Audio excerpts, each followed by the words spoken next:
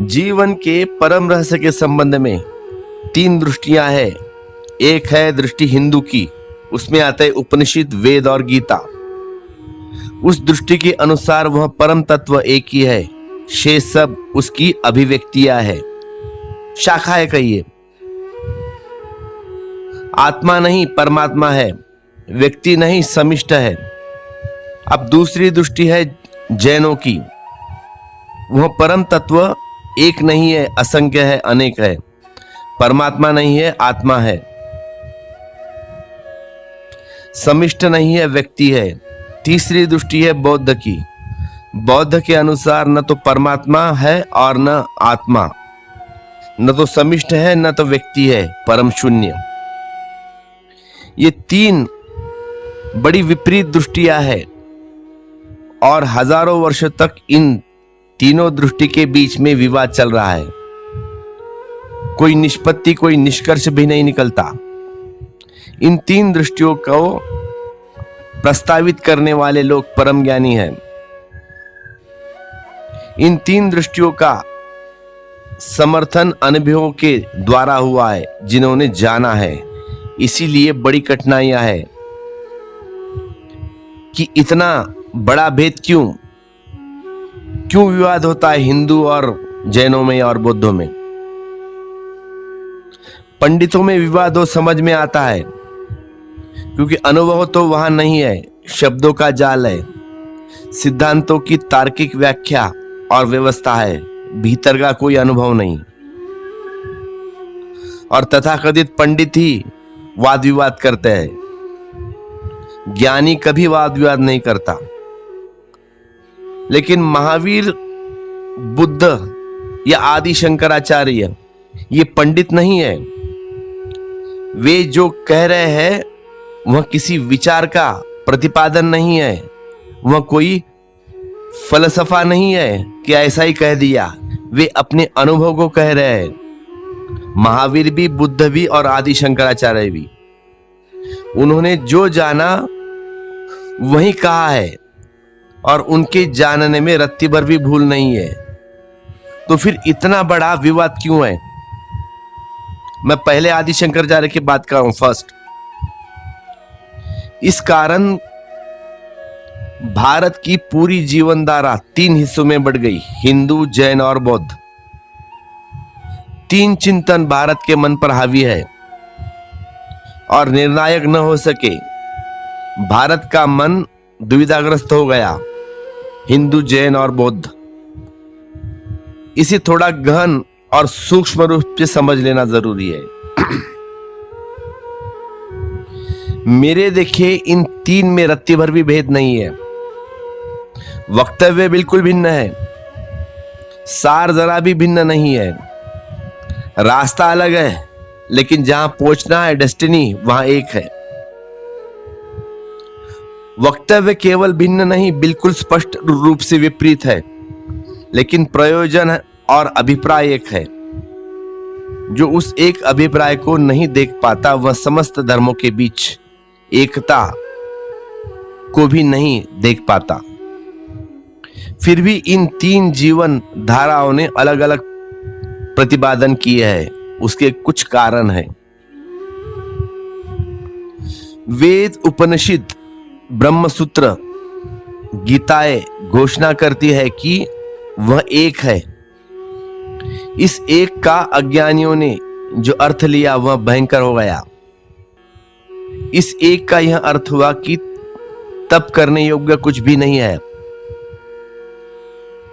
सभी रूप उसके हैं। पाप भी वही है और पुण्य भी वही है, साधु में भी वही है और चोर में भी वही है, संसार में भी वही है और मोक्ष में भी वही है। यहां भी वही है, वहां भी वही है, सब जगह वही है, बुरे में भी और अच्छे में भी। तो करने योग्य क्या? कर्तव्य जैसी कोई चीज बचती नहीं। फिर अगर एक ही तत्व है तो सारा विस्तार एक ही तत्व का सारा विस्तार है। तो जीवन में करने योग्य कुछ उपाय नहीं बचता। तब शुभ क्या और अशुभ क्या, उसमें भेद क्या? तब धर्म और अधर्म में भी भेद क्या? तब माया और ब्रह्म में भेद क्या? अगर एक ही है सच में तो कुछ करने को शेष नहीं है। फिर क्या पाना क्या छोड़ना, इस एक ब्रह्म की अनूठी धारणा का परिणाम एक गहन आलस्य हुआ, एक गहन प्रमाद छा गया। तो लोग वेद को पढ़ते रहे, उपनिषद को पढ़ते रहे, गीता कंठस्थ करते रहे और करने योग्य कुछ भी न शेष बचा। जीवन रूपांतरित नहीं हुआ। जिन्होंने यह प्रतिपादन किया था उनका इरादा यह नहीं था, लेकिन ज्ञानियों के इरादे और अज्ञानियों के मंतव्य कहीं मेल नहीं खाते और खा भी नहीं सकते, इम्पॉसिबल है। जिन्होंने कहा था एक है, उनका प्रयोजन यह था कि तुम अपने को छोड़ दो, तुम अपने को छोड़ दो, तुम नहीं हो वही, तुम्हारी अस्मिता, तुम्हारा अहंकार झूठा है। तुम यह मत समझना, तुम यह समझते हो कि मैं हूं, यही तुम्हारी भ्रांति और यही तुम्हारा जीवन की बाधा है। यह तुम्हारा दुख, यह तुम्हारा बंधन कि मैं। उस विराट में तुम अपनी सरिता को खो दो। द फर्स्ट कंडीशन, उस विराट में तुम अपनी सरिता को खो दो। तुम अपने को अलग बचाने की कोशिश मत करो, छोड़ दो उसके ऊपर जीवन की सारी चिंता। मैं अलग हूं, इससे ही पैदा होती है। आई एम समथिंग स्पेशल, मैं दूसरों से कुछ अलग हूं। अरबी में एक कहावत है कि परमात्मा सबके पास आके कहता है कि तुम्हारे जैसा मैंने कभी किसी को बनाया नहीं।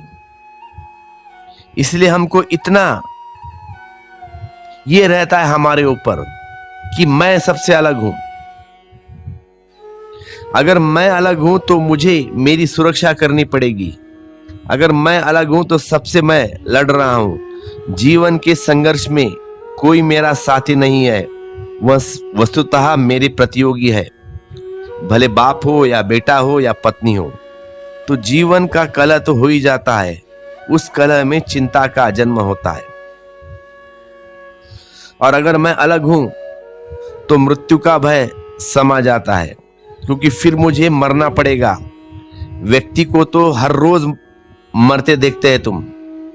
समिष्ट कभी नहीं मरता, व्यक्ति तो मरते जाते हैं। विराट सदा जीता है। जीवन नष्ट नहीं होता, लेकिन जीवन अलग अलग घेरों में बंद तो हम रोज नष्ट होते दिखाई देते हैं।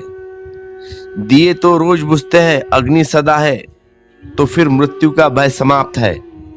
अगर मैं अलग हूं तो मौत होगी, और अगर मैं इस विराट से जुड़ा हूं और एक हूं तो मृत्यु का कोई आधार नहीं, फिर जीवन अमृत है।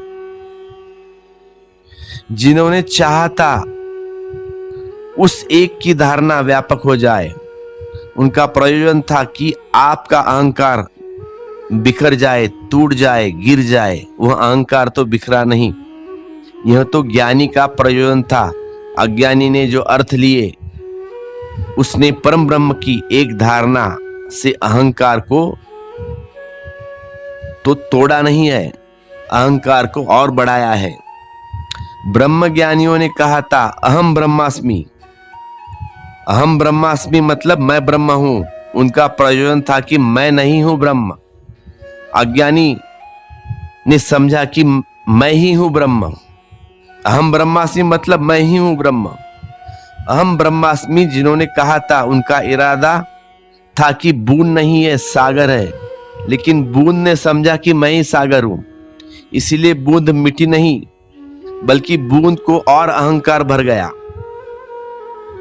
ज्ञानियों ने चाहा था कि जिस दिन ऐसा साफ अनुभव हो जाए कि एक ही है, उस दिन पाप गिर जाएगा, क्योंकि पाप दूसरे के विरोध में है। हम पाप करते तब कब है? हम पाप तभी करते हैं जब हम अपने सुख के लिए दूसरों को दुख देते हैं या उनका बलिदान करते हैं, वही पाप है। तुम खेलते हो गेम, एक हारता है, एक जीतता है, एक दुखी होता है और एक सुखी होता है। तो दूसरे का तो बलिदान करना पड़ता है अपने सुख के लिए। और अगर मैं ही हूं सब में, अकेला मैं ही हूं सब में फैला हुआ और एक ही है, और दूसरा कोई है ही नहीं तो पाप का कोई उपाय नहीं रह जाता।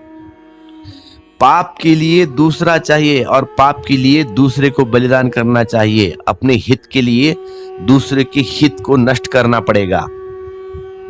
अगर एक ही है तो कोई दूसरा नहीं, और जहां कोई दूसरा नहीं वहां स्वार्थ और पाप का कोई उपाय नहीं। तब मैं दूसरे को हानि पहुंचाता हूं तो अपने को ही हानि पहुंचाता हूं। ज्ञानियों का अभिप्राय था कि जिस दिन आप न होंगे उस दिन पाप का कोई उपाय न रह जाएगा। अज्ञानी ने समझ लिया कि जब एक ही है तो न कुछ पाप है न कुछ पुण्य। जो भी करो सब ठीक है, पाप भी करो तो ठीक है और पुण्य भी करो तो ठीक है, क्योंकि सभी में वही व्याप्त है। महावीर को जिस दिन ब्रह्म ज्ञान हुआ कि यह पतन की अवस्था दिखाई पड़ी तो महावीर ने सारी की सारी बात जहां मूल जड़ से उठ रही है उसे तोड़ने की कोशिश की है।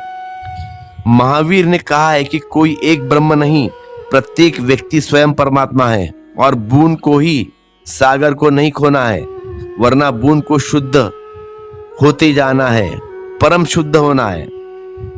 खोना बात ही गलत है, क्योंकि खोने का जो अज्ञानियों ने अर्थ लिया है उससे वह पूरा का पूरा देश गहन प्रमाद और आलस्य से भर गया। ब्रह्म अज्ञान का आधार बन गया और अज्ञान को मिटाने का कोई कारण नहीं। तो महावीर ने ब्रह्म को बिल्कुल छोड़ दिया। महावीर ने कहा कि ब्रह्म जैसी कोई चीज है ही नहीं, बस व्यक्ति और आत्मा है, और तुम्हें शुद्ध होना है, परिशुद्ध होना है, और पाप पाप है और पुण्य पुण्य है, और सभी में एक ही नहीं छाया हुआ है। बुरा बुरा है और भला भला है, और दोनों के बीच में भेद रेखा साफ रखनी है। उस भेद रेखा को खोजना नहीं, खो देना नहीं है। इसीलिए महावीर ने अपने विचार को भेद विज्ञान कहा है। उपनिषद कहते ही अभेद, उसके विपरीत, और महावीर ने अपनी पूरी व्यवस्था को कहा है भेद का स्पष्ट बोध। गलती कहो सही कहा है, गलत कहो है सही कहा है, शुभ कहा है अशुभ कहा है, साधुता कहाँ शुरू होती है, असाधुता कहाँ शुरू होती है, संसार कहाँ समाप्त होता है और मोक्ष कहाँ शुरू होता है। इसका ठीक ठीक विवेक और भेद ही अध्यात्म का महावीर ने आधार बनाया कि प्रत्येक व्यक्ति अलग अलग है, उसे कहीं खोना नहीं है, और जब प्रत्येक व्यक्ति अलग है तो सारी जिम्मेदारी अपने ऊपर है। अगर आप दुख में पड़े हैं तो आप जिम्मेदार है, कोई परमात्मा नहीं। जो किया है तुमने किया है, परमात्मा को क्यों बीच में लाते हो? सुख आया तो तुम्हारे कारण, दुख आया तो तुम्हारे कारण, पीड़ा हुई तुम्हारे कारण, और अगर आप आनंद को उपलब्ध हो तो आप जिम्मेदार है, किसी परमात्मा का प्रसाद नहीं। प्रार्थना महावीर ने विदा कर दी, सिर्फ ध्यान रह गया, और ध्यान का अर्थ है अपने को इतना शुद्ध करते जाना कि एक दिन परम शुद्धि चेतना बचे बस। उस परम शुद्धि चेतना को महावीर ने परमात्मा कहा है। परमात्मा परमेश्वर के अर्थों में नहीं, परमात्मा,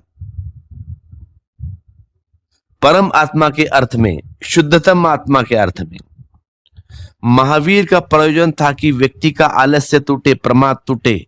यह जो धोखा का जाल है उसने अपने चारों तरफ सिद्धांत खड़ा कर लिया है, जिस आधार से वह केवल मूर्छा में पड़ा है और पाप करने के लिए सुविधा पाता है। वह सारा आधार टूट जाए, व्यक्ति सजग हो जाए, विवेकशील हो जाए, जागृत हो और अपने ही पैरों पर खड़ा हो, किसी परमात्मा की प्रतीक्षा न करे, न प्रसाद की, न आशीर्वाद की, न परमात्मा के सहारे, अपने ही पैरों पर खड़ा हो।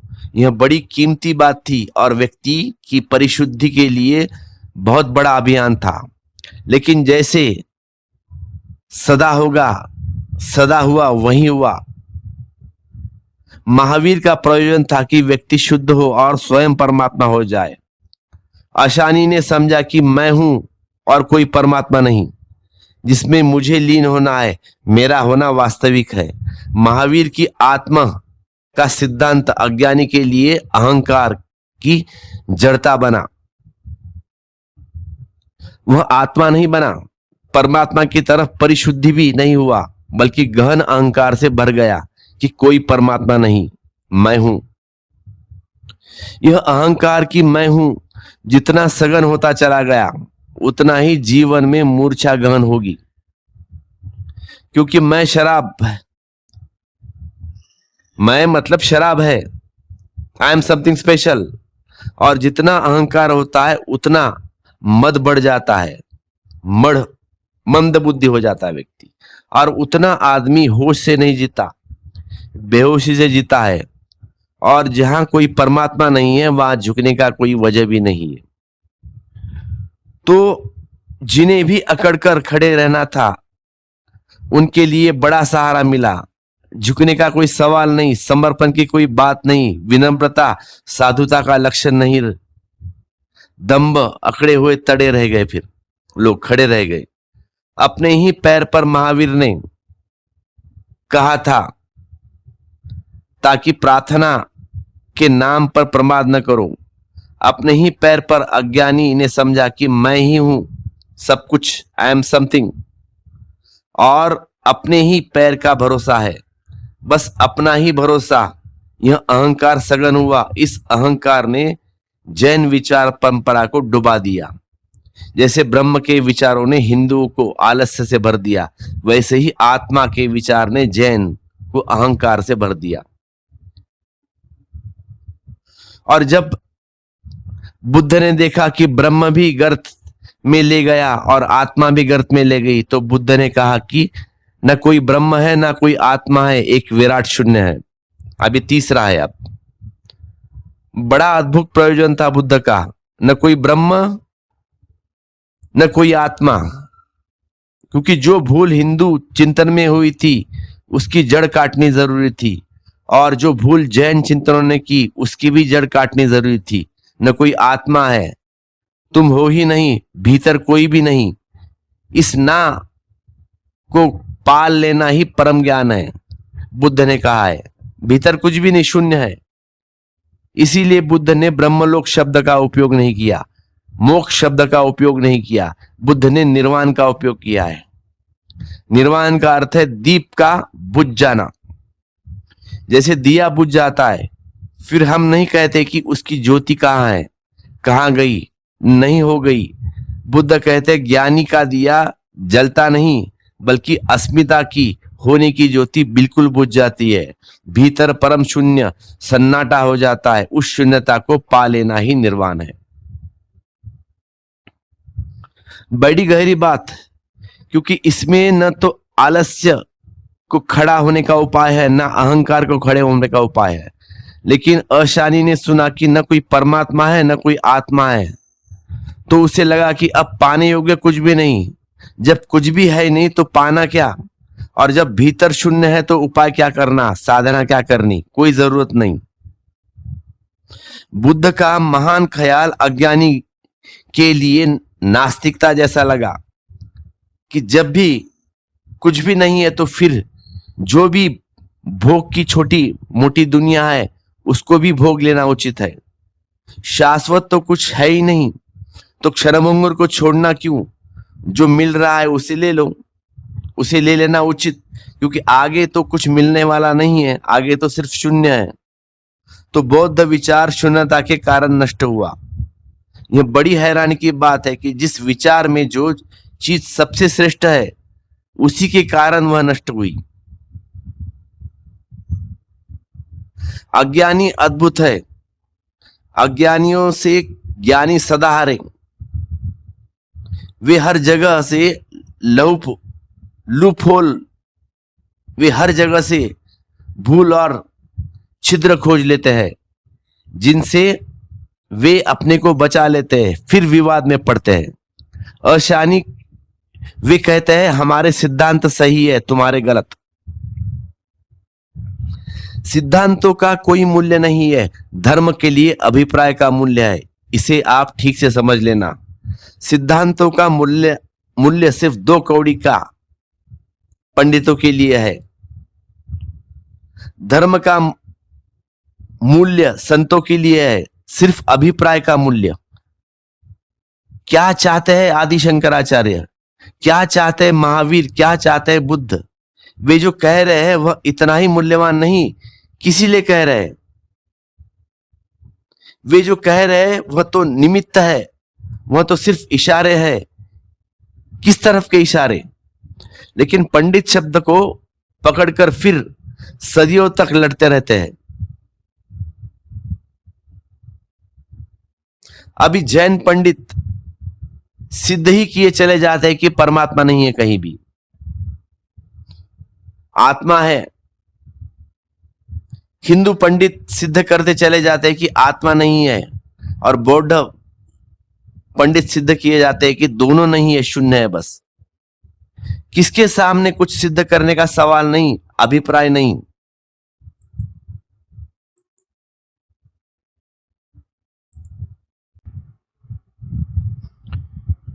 कि तुम बदल जाओ, तुम नए हो, तुम वह देख पाओ जो वस्तुतः है।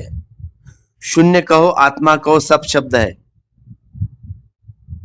लेकिन जो है वह अनाप है। जो कहते हैं कि हम उस पर चलते नहीं, वे तो कहते हैं उस पर हम ध्यान नहीं करते। वे जो कहते हैं उससे हम बुद्धि को भर लेते हैं, लेकिन उससे हमारे प्राणों में कोई रूपांतरण नहीं होता, कोई क्रांति नहीं घटती, तो सब हार गए। और हर बार जब भी कोई परम शान को उपलब्ध होता है तो उसे बड़ी कठिनाइयां होती है कि आपसे क्या कहे, कैसे कहे, क्योंकि 1000 उपाय खोजे गए, लेकिन आप हर उपाय से अपने को बचा लेते हो, नए नए हथकंडे खोज लेते हो। थोड़े बहुत लोग जो बहुत चालाक नहीं है, सरल है, वे उन उपायों से लाभ उठाते हैं, और जो चालाक है फिर तरकीबों से निकल जाते हैं, बच जाते हैं। और इन चालाक लोगों ने संप्रदाय निर्मित किए हैं। ज्ञानी धर्म की बात करता है और चालाक लोग संप्रदाय की बात करते हैं। उससे जो सीधा सरल लोग हैं उपनिषद की भाषा में, जिनके पास सच में ही सूक्ष्म बुद्धि है, वे अपने को बदलते हैं, संप्रदाय निर्मित नहीं करते। इसलिए फिक्र नहीं करते कि जो कहा गया है वही सत्य है। वे इसीलिए फिक्र करते हैं जो कहा गया है वह उस तरफ इशारे है जहां सत्य है।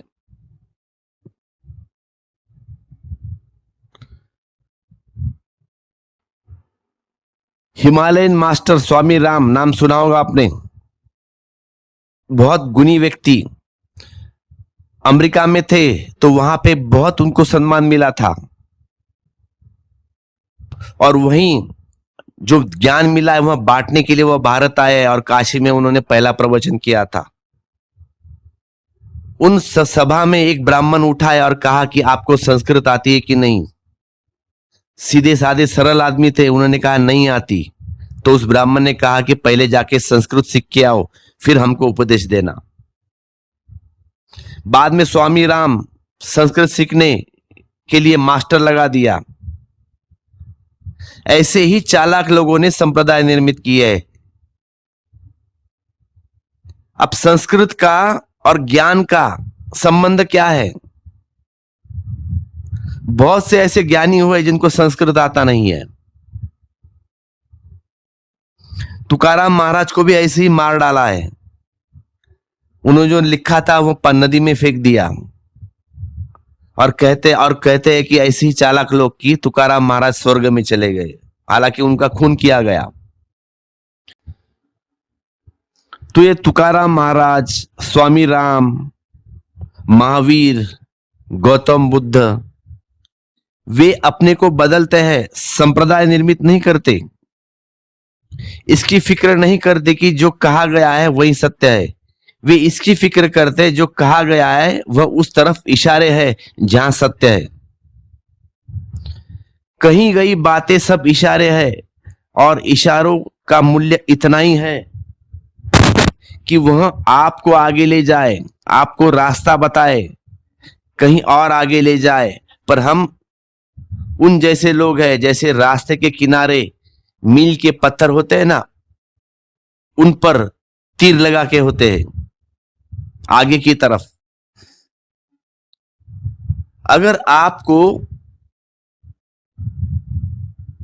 अगर आप मुंबई जा रहे हो तो तीर लगा होता है कि आगे मुंबई है, देखते हो ना वो मार्क।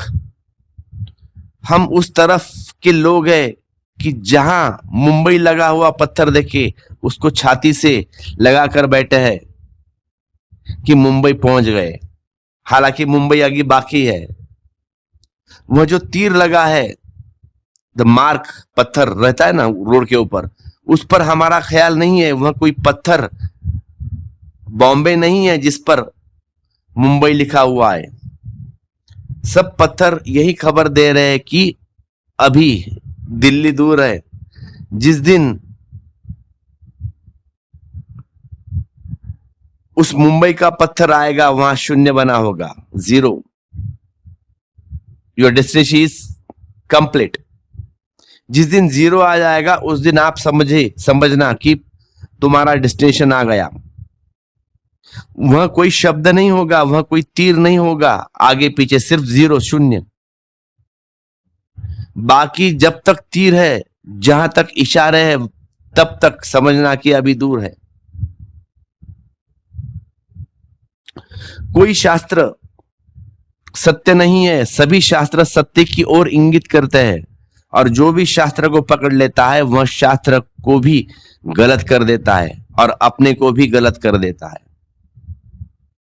सब शास्त्र कहते हैं कि आगे जाना है और उस समय तक चलते जाना है जब तक शब्द शून्य न हो जाए, 0 ना आ जाए। और जिस दिन शून्य आता है उस दिन पता चलता है कि सब विभिन्न इशारे हैं, ज्ञानियों की अलग अलग चेष्टाएं, उपाय, डिवाइसेस इस शून्य तक पहुंचने के लिए थे, इस अनाम निशब्द मौन तक पहुंचने के लिए थे। अब इस सूत्र में हम प्रवेश करें। समस्त प्राणियों के अंतरात्मा परमेश्वर रूप एक होते हुए भी विभिन्न देह धारियों में प्रविष्ट होकर उन्हीं के रूप वाला बना हुआ है। यह भीतर रहने वाला ईश्वर बाहर ही है, जैसे संपूर्ण विश्व में प्रविष्ट एक ही है, अग्नि विभिन्न रूप वाली हो जाती है। यमराज कह रहे हैं ऐसा ही उस परमात्मा की एक ऊर्जा अलग अलग रूप वाली हो गई। रूप भिन्न है, उनके भीतर जो छुपा हुआ है अरूप शक्ति है वह एक है। जिस प्रकार समस्त ब्रह्मांड में प्रविष्ट वायु एक होता है, एक होते हुए भी विभिन्न रूप वाला है, वैसे ही सब प्राणियों में निवास करने वाला परमेश्वर एक होता हुए भी देहधारियों के अनुरूप रूप वाला रहता है, वहीं उनके बाहर स्थित है। जिस प्रकार ममस्त ब्रह्मांड का प्रकाश सूर्य देवता लोगों की आंख से होने वाले बाहर के दोषों से लिप्त नहीं होता, उसी प्रकार सब प्राणियों का अंतरात्मा एक परब्रह्म परमात्मा लोगों के दुखों से लिए लिप्त नहीं होता, क्योंकि सब में रहता हुआ भी सब समय अलग है। यह समझने जैसा है साधक के लिए उसके मार्ग पर उपयोग होने वाली बातें। रविंद्रनाथ टैगोर ने लिखा है अपने स्मरण में, एक दिन सुबह सुबह उठकर मैं सागर की तरफ चला। वर्षा के दिन थे और सब डबरे, पोखर, तालाब पानी से भरे थे। कोई डबर गंदा भी था, कोई डबर स्वच्छ भी था। फिर सागर के पास भी पहुंचा। सूरज उगा, गंदे डबरे में भी उसका प्रतिबिंब बना, शुद्ध जल में भी उसका प्रतिबिंब बना, सागर में भी उसका प्रतिबिंब बना, एक छोटे से सड़क के किनारे बने हुए गड्ढे में भी उसका प्रतिबिंब बना। रविंद्रनाथ ने लिखा है कि उस दिन मुझे लगा कि उपनिषदों के जो वचन है उनका क्या अर्थ है, कि वह परमात्मा सभी के भीतर प्रकट होता है। देखिए, रविंद्रनाथ कवि है, ऐसे ही लोगों के दिमाग में ऐसी चीज आती है कि समुद्र में भी सूर्य दिखा है, डबरे में भी सूर्य दिखा है, गंदे पानी में भी सूर्य दिखा है, और उसका अर्थ ये अभिप्राय लगा रहे कि ऐसे ही परमात्मा भी सब में प्रकट है। रूप भिन्न है, लेकिन वह जो प्रकट हो रहा है वह एक है। और दूसरी बात, यह सूत्र कहता है कि आपकी बुद्धि उसे अशुद्ध नहीं कर सकती। कोई डबरे की अशुद्धि प्रतिबिंब को अशुद्ध नहीं कर सकती। इसलिए उपनिषद कहते हैं कि चोर के भीतर भी वह ब्रह्म चोर नहीं हो गया, और साधु के भीतर भी वह ब्रह्म साधु नहीं हो गया। देखिए, भगवान सब में है, चोर में है, तुम साधु में भी है, पत्थर में भी है, पेड़ में भी है। लेकिन चोर के भीतर अगर परमात्मा है तो परमात्मा चोर नहीं है। परमात्मा ना चोर हुआ ना असाधु हुआ, परमात्मा परमात्मा है। उपनिषद कहते हैं कि वह ब्रह्म शुद्ध चैतन्य है। रूप कितना ही गंदा हो, आकृति कितनी ही विकृति हो, सारी अशुद्ध या रूप तक है। वह जो भीतर छिपा है उस तक कोई अशुद्धि कभी पहुंचती ही नहीं, ना पहुंच सकती है। यह बड़ी क्रांतिकारक बात है और बड़ी खतरनाक, क्योंकि पापी सुनकर यह सोचता होगा, चोर सुनकर सोचता होगा, अरे तब तो ठीक है, मेरे भीतर भी परमात्मा है।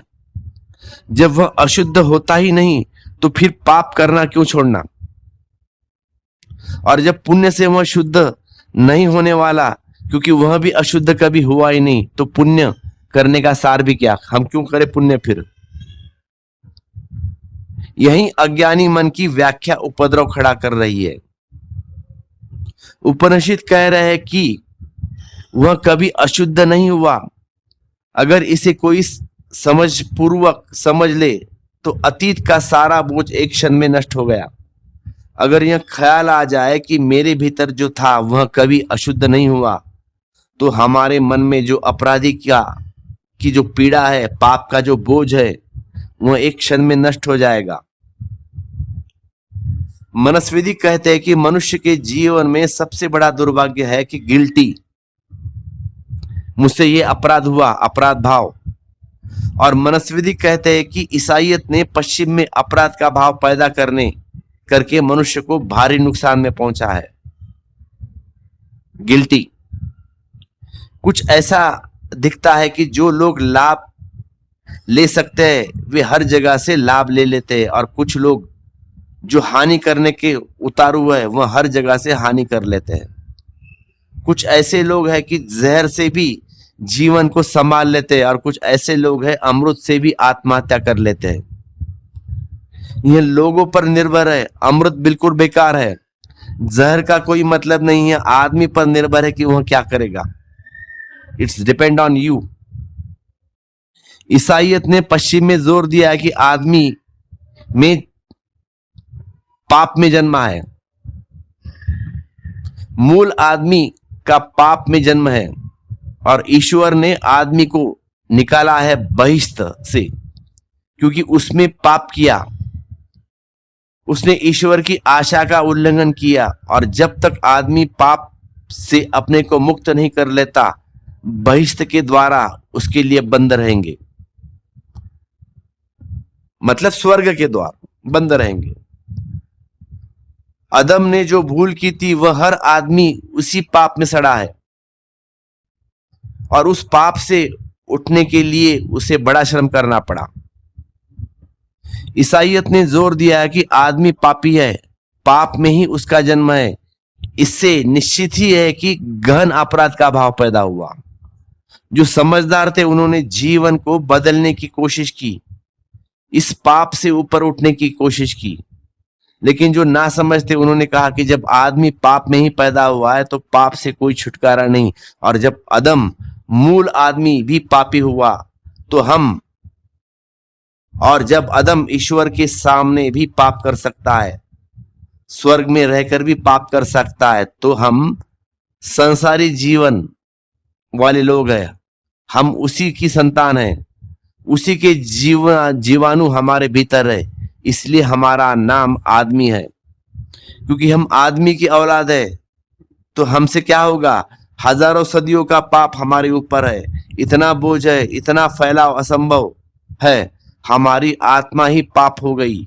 इसलिए पाप को स्वीकार करने की अतिरिक्त और कोई उपाय नहीं। इसीलिए पश्चिम भौतिकवादी हो गया। पश्चिम के भौतिकवादी होने का कारण था कि पाप को पश्चिम ने स्वीकार कर लिया कि भाई हम पापी है तो ठीक, अब छुटकारे का कोई उपाय नहीं दिखाई पड़ता, तो आदमी पापी रहेगा। हाँ, प्रभु की कृपा होगी, अनुकंपा होगी तो वह पाप से उठ लेगा, प्रभु की कृपा होगी तो। लेकिन अगर प्रभु की अनुकंपा ही होती है तो वह अदम ही पाप से हटा लेता है। पहले ही आदमी को जिसने पाप किया था, फिर इतनी बड़ी पाप की श्रृंखला को पैदा करने की कोई जरूरत न थी। तो पश्चिम भौतिकवादी हो गया क्योंकि पाप करने के सिवाय कोई उपाय नहीं। सवाल यह है कि ढंग से पाप करो। किस ढंग से पाप करना है? कुशलता से पाप करो, जितना ज्यादा कर सको उतना करो, क्योंकि जीवन में कोई और रास्ता नहीं। पाप में ही हमारा रोआ रोआ पैदा हुआ है, इसलिए पाप हम करेंगे। ठीक इसके उल्टे प्रयोग हमने किए भारत में कि वह शुद्ध परमात्मा कभी पापी नहीं होता, वह अशुद्ध नहीं होता, वह परम शुद्ध है। भारत उल्टी धारणा है पूरी, लेकिन सही धारणा है। उसकी शुद्धि में आप कितने ही पाप करें तो कोई अंतर नहीं डाल सकता। जो समझते थे उन्होंने इस सत्य को समझकर पाप करने की धारणा ही छोड़ दी, क्योंकि पाप करने से कुछ भी नहीं होने वाला है। और वह जो परमात्मा, वह परम शुद्ध का जिन्हें बोध आ गया, उस बोध के साथ ही पाप की धारणा टूट गई और पाप की वासना टूट गई। गलत करने का सवाल न रहा, अब वहां गलती नहीं होगी ना पाप होगा। लेकिन अधिक लोगों ने कहा कि जब उसमें कोई अंतर ही नहीं पड़ता तो पाप करने में हर्ज क्या। जब उसे हमें कोई भेद नहीं पड़ता, जब वह सदा शुद्ध है तो पाप तो करते चले जाओ। तो अक्सर ब्रह्मज्ञानी लोगों को समझाते हैं कि आत्मा परम शुद्ध है, पापी सिर हिलाते हैं। वे कहते हैं कि बिल्कुल ठीक, यू आर करेक्ट। उनके पाप का बोध कम होता है, उन्हें लगता है कि बिल्कुल ठीक, हम तो शुद्ध ही है, तो फिर कोई फर्क नहीं पड़ता हम में और बुद्ध में और महावीर में और जीसस में। भेद तो ऊपर ही है, भीतर तो सब एक ही है। चोर में भी परमात्मा है और साधु में भी परमात्मा है, संतों में भी परमात्मा है। तो भेद क्या है? भेद भीतर है, ऊपर तो हम सब एक है।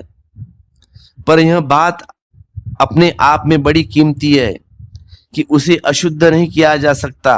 आप जन्मों जन्मों तक भी कोशिश करते रहे तो भी चेतना को अशुद्ध करने का कोई उपाय नहीं, क्योंकि चेतना का स्वभाव ही शुद्ध है। सिर्फ आप ऊपर का कचरा इकट्ठा करते हैं। चाहे कितने ही कपड़े बदल लो, कपड़े बदलना मतलब देह बदल लो, लेकिन भीतर वह जो हीरा है वह जन्मों जन्मों से सदा सदा प्रकाशित होता ही रहा है और होता ही रहेगा। उसको आप सिर्फ ढाक सकते हो तुम्हारे शरीर से, उसको मिटा नहीं सकते। जिनको यह स्मरण आ जाए वे मिटाने की कोशिश छोड़ देंगे और वे उस हीरे को तलाश करेंगे जिससे पाप नहीं हो सकता, जिसको पाप नहीं छू सकता। और यह बात थोड़े से ही अनुभव से साफ हो सकती है, क्योंकि भीतर जो आपके है वह करता नहीं, वह साक्षी है। जब आप चोरी करते हो तब भीतर कोई देखता रहता है कि आप चोरी करने जा रहे हो। वह जो देखता है उसे चोरी का कोई पाप नहीं लगता, वह सिर्फ विटनेस है, वह सिर्फ गवाहदार है। उसने सिर्फ देखा है आप चोरी करते हो या किसी को गाली देते हो या और कुछ करते हो, वह सब देखता है, सोचता भी नहीं, थर्ड पार्टी। और जब आप मंदिर में प्रार्थना करने जाते हो तब भी वह दृष्टा रहता है, तुमको आशीर्वाद नहीं देता, चुपचाप बैठता है। वह देख रहा है कि आप मंदिर में प्रार्थना करने जा रहे हो और तुरंत उसके बाद घुस लेते हो ऑफिस जाके। तो उस जो भीतर जो बैठा है उसे पुण्य उसे पकड़ नहीं सकता। आप क्या करते हैं वह बाहर है, कर्म बाहर है, होश भीतर है, और होश कभी भी कर्म नहीं बनता और कर्म कभी भी होश नहीं बन सकता। तो आपके भीतर जो पृथक धारा है, एक कर्म की धारा, वह कर्म की धारा आपके शरीर से जन्मती है। अभी बड़े प्रयोग हुए कि मनुष्य की वासना वस्तुतः कैसे पैदा होती है। तुम्हें गुस्सा आ गया, जो भी हो, सेक्स की याद आ गई, तो कैसे पैदा होती है वह तुम्हारे भीतर, क्योंकि वासना ही कर्म में ले जाती है आपको। वैज्ञानिक जो प्रयोग कर रहे हैं वे बड़े हैरान के प्रयोग है, और ये साइंस ने प्रूव करके दिखाया है, क्योंकि सारी वासना शरीर में पैदा होती है। पुरुष का जो हार्मोन्स होता है, स्त्री का हार्मोन्स होता है, रासायनिक तत्व होते हैं। अगर एक स्त्री पुरुष के हार्मोन्स, एक स्त्री में पुरुष के हार्मोन्स दे दिए जाए इंजेक्शन, तो उसका सारा व्यवहार बदल जाता है। उसकी आवाज पुरुषों जैसी हो जाएगी, स्त्री का माधुर्य खो गया, उसका ढंग आक्रामक हो जाता है पुरुषों जैसा। हालांकि स्त्री आक्रामक नहीं है, प्रेम में भी स्त्री आक्रमण नहीं करती, वह प्रतीक्षा करती है। प्रेम में भी नेगेटिव होती है, पैसिव। कोई स्त्री कभी किसी पुरुष से शुरू नहीं कहती कि आई लव यू, मैं तुमसे प्रेम करती हूं। पुरुष को ही कहना पड़ेगा। ऐसा नहीं कहती कि मैं तुमसे बहुत प्रेम करती हूं, मैं तुम्हारे बिना नहीं रहूंगी। अगर कोई स्त्री ऐसा कहे तो पुरुष को वहां से भागना पड़ेगा, क्योंकि वह स्त्री नहीं है। हमेशा पुरुष ही कहेगा कि मैं प्रेम करता हूं, आई लव यू, तुम्हारे बिना मैं मर जाऊंगा, मैं नहीं रह पाऊंगा। स्त्री सिर्फ राजी होगी, यस कहेगी, I am okay with you. वह है बड़ी मौन होगी, पैसिव, उसमें कोई सक्रियता नहीं। उसका कारण है उसका पूरे शरीर की व्यवस्था। स्त्री पुरुष को अपने भीतर स्वीकार करती है, पुरुष स्त्री के ऊपर आक्रमण करता है। पुरुष का स्वभाव आक्रमण है, एग्रेसिव है, लेकिन अगर पुरुष को हार्मोन्स दे दी जाए स्त्री के, तो वह स्त्री जैसा आक्रामक नहीं हो जाता, फिर वो पैसिव हो जाएगा, निष्क्रिय।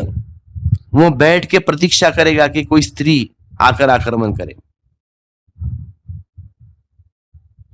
एक बंदरों के समूह में एक वैज्ञानिक ने प्रयोग किया है।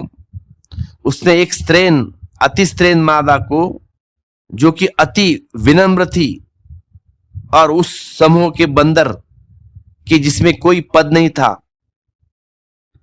क्योंकि बंदरों में पद होता है, हमारे जैसे ठीक ठीक राजनीतियों जैसे वहां भी बंदरों में एक नेता होता है, CM, deputy CM, home minister, ऐसे सब।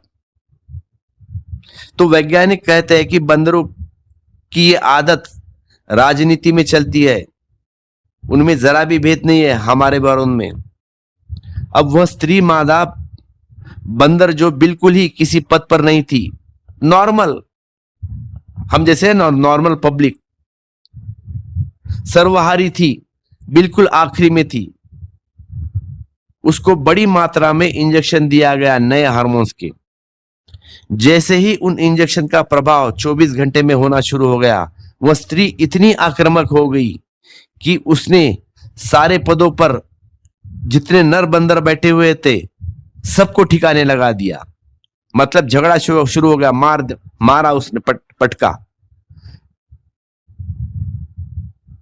वह जो समूह में कामराज, निजलिंगप्पा सब थे, वे सब बिल्कुल उतर गए। मतलब किंग, बंदरों का किंग।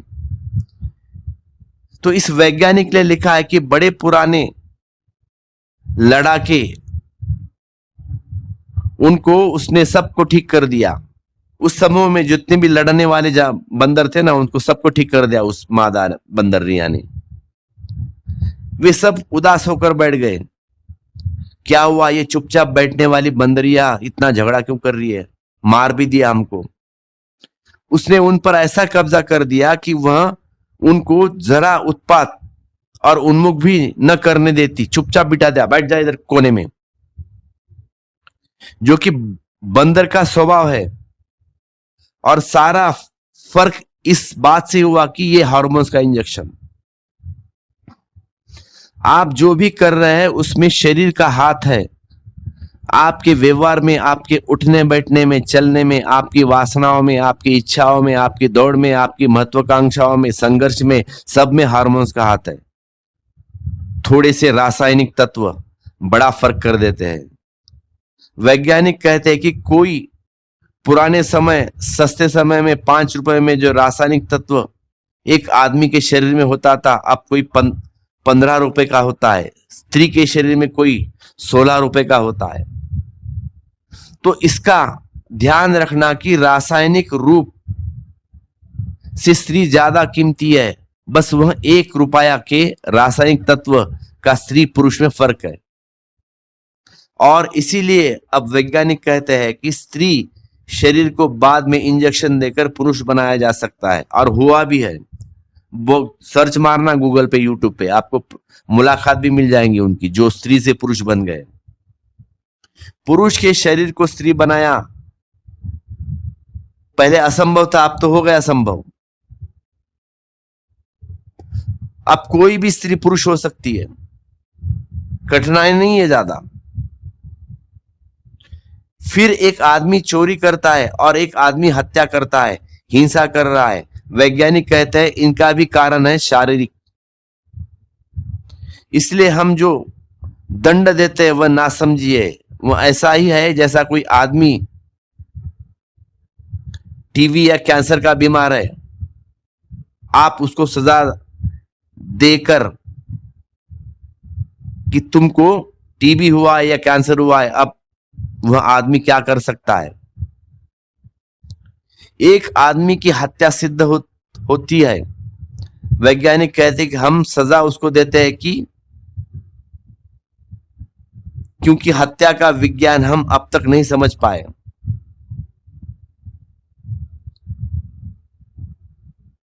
कौन से तत्व है उसके शरीर में कि उसे हत्या के लिए मजबूर किया, प्रेरित किया। बजाय उसको हत्या करने की सजा दे, फांसी लगवाए, जिंदगी भर जेल में डाले, बेहतर होगा उसके हार्मोन्स को बदल देना। वह काम एक इंजेक्शन से भी हो सकता है। यह खोज कीमती है लेकिन खतरनाक है। हर कीमती खोज खतरनाक होती है, क्योंकि अज्ञानियों के हाथ में लगने के बाद तो सब बेकार हो गया। फिर बेकार नहीं, खतरनाक।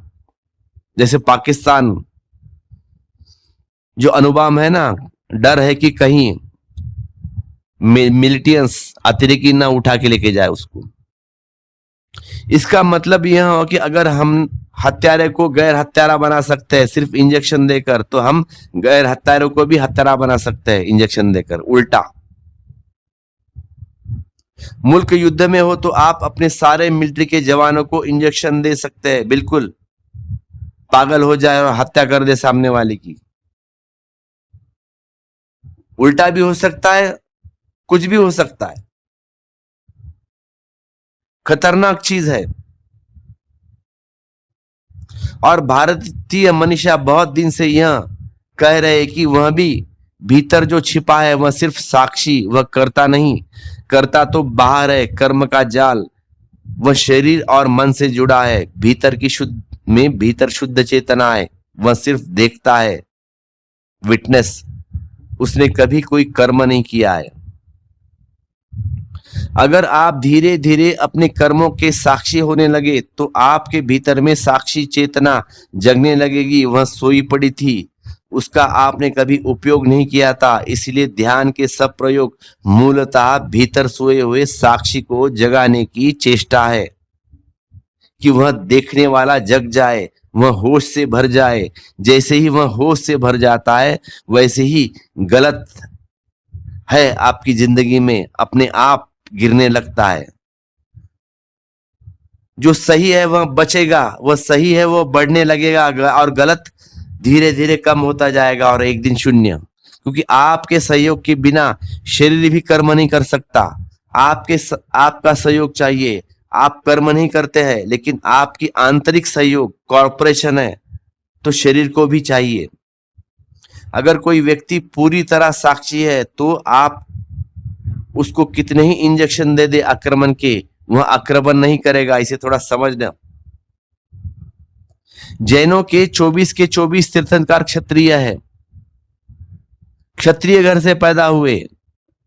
और अगर कभी इनके हार्मोन्स की कोई व्याख्या हो सकती है, अब तो मुश्किल है, तो इन सबके भीतर आक्रमण के भयंकर और हार्मोन्स रहे होंगे, क्योंकि क्षत्रिय घर में पैदा हुए थे सारे सारे राजाओं के बेटे। और इनकी सारी परंपरा, इनके माँ बाप का सारा ढंग आक्रमण का था। हार्मोन्स वसीयत में मिलते हैं। ये 24 के जैन तीर्थंकर बुद्ध भी क्षत्रिय है, और इन सबके अहिंसा का उपदेश दिया है। देखिए, पैदा हुए क्षत्रिय के घर में और उपदेश दिया है अहिंसा का। ये सब हिंसक घरों में पैदा हुए। बुद्ध की मां भी राजकुमारी थी, क्षत्रिय घर में पैदा हुई वाली।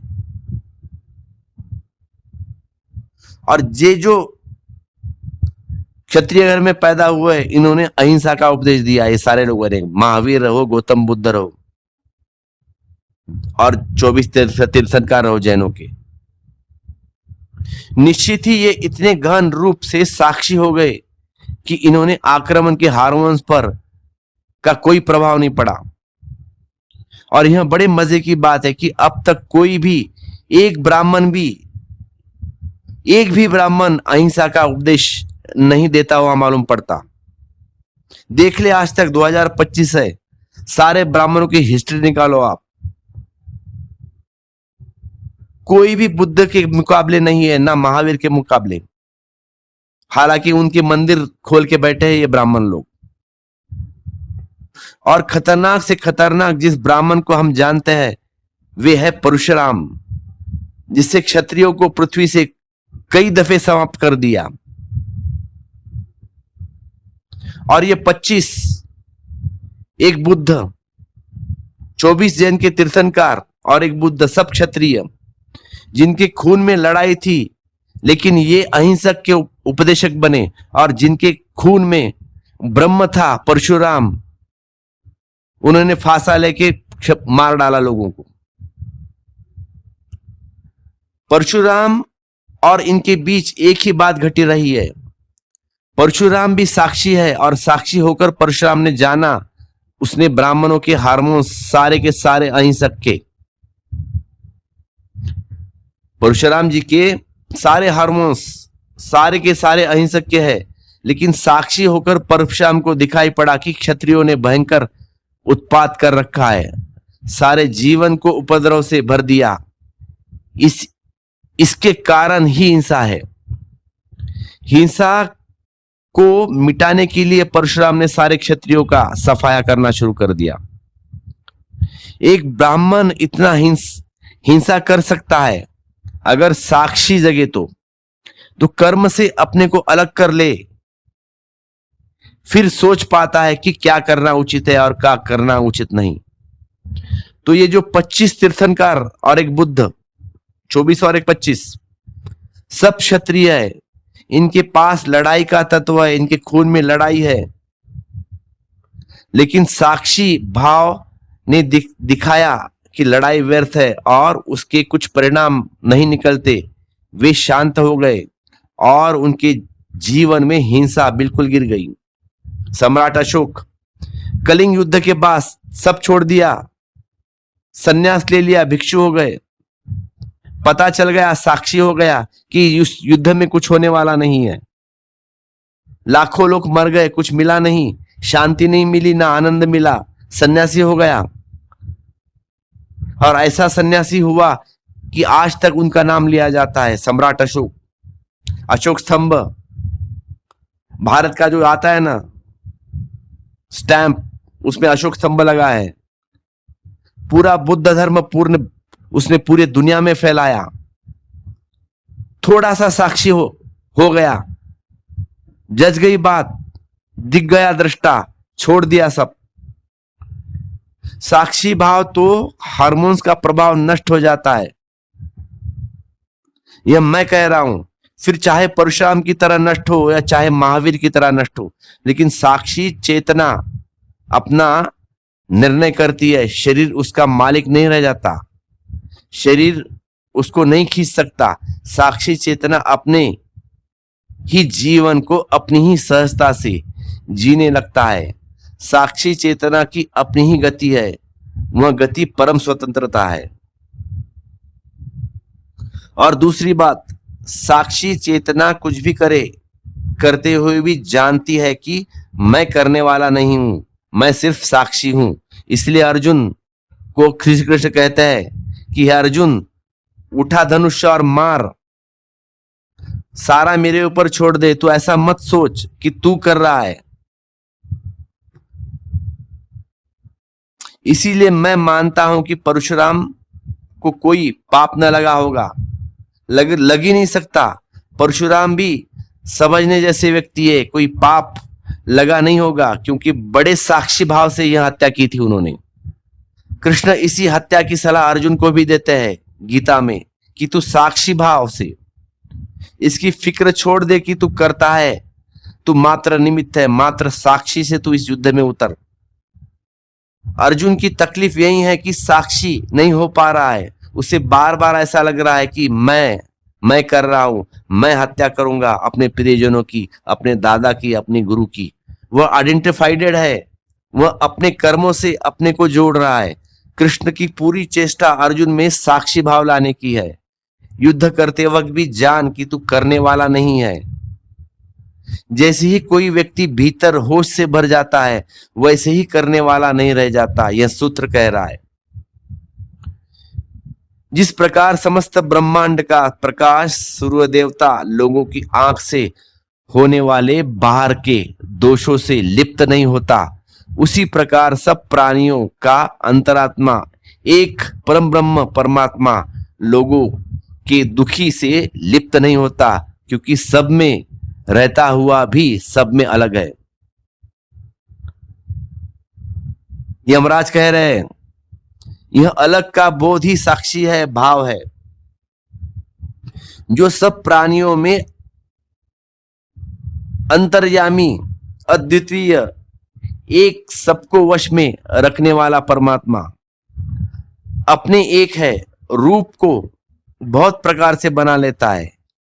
उस अपने अंदर रहने वाले परमात्मा को जो ज्ञानी पुरुष निरंतर देखते हैं, उन्हीं को सदा अटल रहने वाला परमानंद स्वरूप वास्तविक सुख मिलता है, वे दूसरे को नहीं। केवल वही लोग सुखी की थोड़ी सी अनुभूति उपलब्ध कर पाते हैं। वही लोग जो सुखी हो पाते हैं, कौन से लोग? जो कर्ता से अपने को साक्षी को अलग तोड़ दे, कर्ता से अपने को साक्षी से अलग तोड़ दे। जैसे जैसे अनुभूति गहरी होने लगती है, वैसे वैसे आनंद भी बढ़ने लगता है। आखिरी क्षण में जब साक्षी बिल्कुल पृथक हो जाता है, 100% देखने वाला करने वाला से बिल्कुल अलग हो गया, तो परम आनंद की अनुभूति है उस क्षण। जो नित्यों का भी नित्य है, चैतन्य का भी चैतन्य है, और अकेला ही इन अनेक जीवों को कर्मफल भोगों का विधान करता है, उस अपने अंदर रहने वाले पुरुषोत्तम को ये जो ज्ञानी निरंतर देखता है, उन्हीं को सदा अटल रहने वाला शांति प्राप्त होता है, दूसरे को नहीं। भीतर के इस स्वभाव की साक्षीपन की जागरूकता कि जिन्हें सदा प्रतीत बनी रहती है कि वे केवल अटल शांति को प्राप्त होते हैं। जिज्ञासु नचिकेता इस प्रकार उस बल प्राप्ति के आनंद और शांति को महिमा सुनकर मन ही मन विचार करने लगा। वह अनिर्वचनीय परम सुख यह परमात्मा ही है ऐसा ज्ञानी जन मानते हैं। उसको किसी प्रकार से मैं भली भांति सहमा क्या वह प्रकाशित होता है या अनुभव में आता है। अब बड़ा गहन सवाल नचिकेता के मन में उठा है कि जिससे परम शांति मिलती है और जिससे परम आनंद मिलता है वह परमात्मा प्रकाशित होता है या अनुभव में आता है। यह भेद समझाने जैसा है। उदाहरण के तौर पे आपको मैं देख रहा हूं, आप मेरे अनुभव को नहीं देख रहे हैं। आप प्रकाशित हो रहे हैं। अगर यहां अंधेरा हो जाए तो मैं आपको नहीं दिखूंगा। प्रकाश चाहिए, दूसरे को देखने के लिए प्रकाश चाहिए। दूसरा प्रकाशित हो तो ही दिखाई पड़ता है, लेकिन स्वयं को देखने के लिए प्रकाश नहीं चाहिए। स्वयं को देखने के लिए अनुभव काफी है, अंधेरे में भी हो जाता है। तो नचिकेता के मन में सवाल उठा है कि यह परमात्मा बाहर की एक वस्तु की तरह प्रकट होगा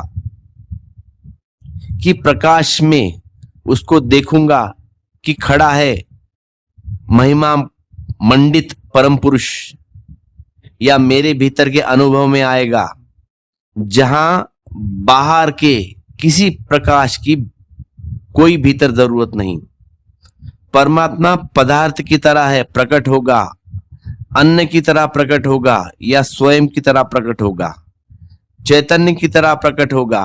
परमात्मा मेरे भीतर प्रकट होगा या मेरे बाहर प्रकट होगा। यह परमात्मा बाहर है या भीतर, क्योंकि बाहर जो भी चीज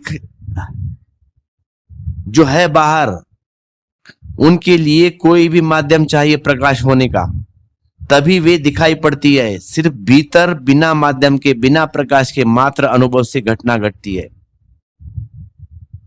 तो नचिकेता के मन में एक सवाल उठा है कि परमात्मा प्रकाशित होता है या अनुभव में आता है, क्योंकि अगर प्रकाशित होता है तो फिर मुझसे कहीं दूर है, उसे खोजना पड़ेगा। उसका मंदिर, उसका महल, उसका स्थान, उसका परम पद मुझे खोजना पड़ेगा। और अगर प्रकाशित होता है तो मुझे वह प्रकाश खोजना पड़ेगा जिसमें उस परमात्मा को देख सकूं। प्रक्रिया बिल्कुल बदल जाएगी। और अगर वह अनुभव में आती है तो फिर मुझे कहीं जाने की जरूरत नहीं। अगर वह अनुभव में आता है तो फिर किसी प्रकार की भी जरूरत नहीं। फिर भी मैं अपने भीतर ही डूब जाऊंगा तो मैं उसे पालूंगा। ये दो मार्ग है। साधारणतः लोग परमात्मा की प्रार्थना करते हैं। तुम भी करते हो ना। प्रार्थना का मतलब है वह बाहर है। प्रार्थना प्रकाश का काम करेगी, फोकस का, और हम उसको देखेंगे। पूजा करेंगे, फूल चढ़ाएंगे, प्रसाद चढ़ाएंगे। पूजा प्रकाश है। पूजा के प्रकाश में वह प्रकट होगा, हम उसे देखेंगे। एक मार्ग पूजा और प्रार्थना का है, उपासना का है। उपासना की धारणा है कि वह बाहर है, वह परम पुरुष कहीं छिपा है, बाहर आकाश में यह प्रकट होगा। अगर हम तैयार हो गए तो वह प्रकट होगा। और दूसरा मार्ग है ध्यान का, साधना का। वह परम पुरुष बाहर नहीं छिपा, भीतर मौजूद है। इसीलिए किसी पूजा पाठ का सवाल नहीं, मेरे ही निखार का सवाल है कि मैं भीतर शुद्ध होता चला जाऊं, जागता चला जाऊं। वह प्रकट होगा। उसके लिए किसी ब्रह्म साधना अनुष्ठान की कोई जरूरत नहीं है। पहला मार्ग बिल्कुल गलत है, लेकिन बहुत लोग की अपील करता है। पहला मार्ग बहुत गलत है, लेकिन बहुत लोग को लगता है कि अच्छा है भाई ये। दूसरा मार्ग सही है, लेकिन बहुत कम लोगों को आकर्षित करता है। क्यों? क्योंकि पहला मार्ग सुगम मालूम पड़ता है, सीधा रास्ता है। हम सत्य से कम सुगम से ज्यादा आकर्षित होते हैं। फिर पहले मार्ग में हमें खुद को नहीं बदलना पड़ता, पूजा सामग्री इकट्ठा पड़ती है बस। उसमें अड़चन नहीं है।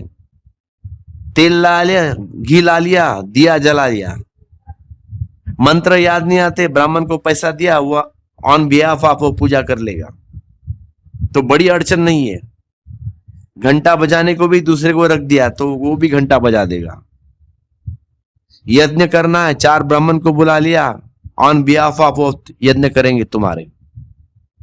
आदमी मंदिर चला जाता है, वही आदमी जो दुकान पर बैठा था, उसमें रत्ती भर भी फर्क नहीं पड़ता।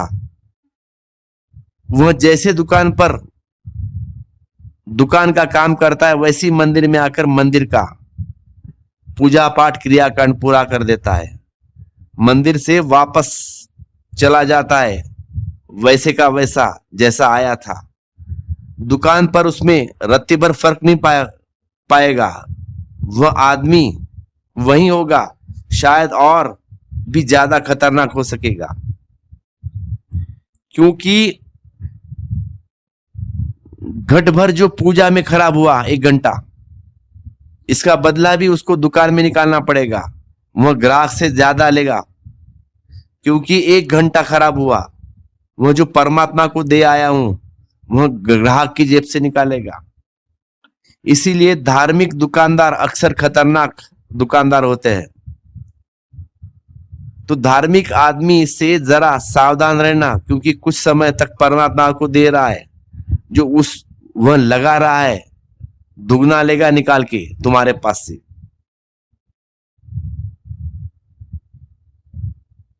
कहीं से तो कहीं उसे निकालना पड़ेगा, पूर्ति तो करनी पड़ेगी। उसकी जिंदगी में कोई फर्क नहीं दिखाई पड़ता। गया मंदिर में पूजा किया, टीका लगा दिया सर के ऊपर, चंदन का लेप, दुकान पे आया, खोल के बैठा, 100 का माल 1000 में बेच रहा है। लेकिन सुगम है मंदिर जाना, मन में जाना कठिन है। सबका प्रॉब्लम वही है। सवेरे उठो, नहाओ, भगवान को फूल चढ़ाओ, लड्डू गोपाल को प्रसाद चढ़ाओ, बहुत इजी है। लेकिन खुद के मन में जाना कठिन। इसलिए सुगम को लोग चुनते हैं, पर सुगमता से कोई सत्य का संबंध नहीं है, सुविधा से सत्य का कोई संबंध नहीं है। इसीलिए अधिक लोग पूजा करते हैं, प्रार्थना करते हैं। बहुत लोग ध्यान करते हैं, पर जो ध्यान करते हैं वे ही पहुंच पाते हैं वहां तक। यही नचिकेता के मन में सवाल उठा कि मैं प्रार्थना करूं कि ध्यान करूं, मैं उसको बाहर खोजूं, किसी क्रियाकांड में, किसी यज्ञ में, किसी पूजा में, या किसी मंदिर में, या भीतर खोजूं। यह अनुभव में आता है या प्रकाशित होता है। नचिकेता के इस आंतरिक भाव को समझकर यमराज ने कहा है, यमराज नचिकेता से कहते हैं, वहां ना तो सूर्य प्रकाशित होता है, न चंद्रमा और तारे, न समुदाय ही प्रकाशित होता है, और न बिजली वहां प्रकाशित होती है। फिर यह लौकिक अग्नि, ये दीन तुम जो जलाते हो दिए, इनसे कैसे प्रकाशित हो सकता है? क्योंकि उस प्रकाश से ऊपर बतलाए हुए सूर्यादि सब प्रकाशित होते हैं। उसी के प्रकाश से ही वह संपूर्ण जगत प्रकाशित होता है। सूरज निकलता है तो हम उसे कैसे जानते हैं?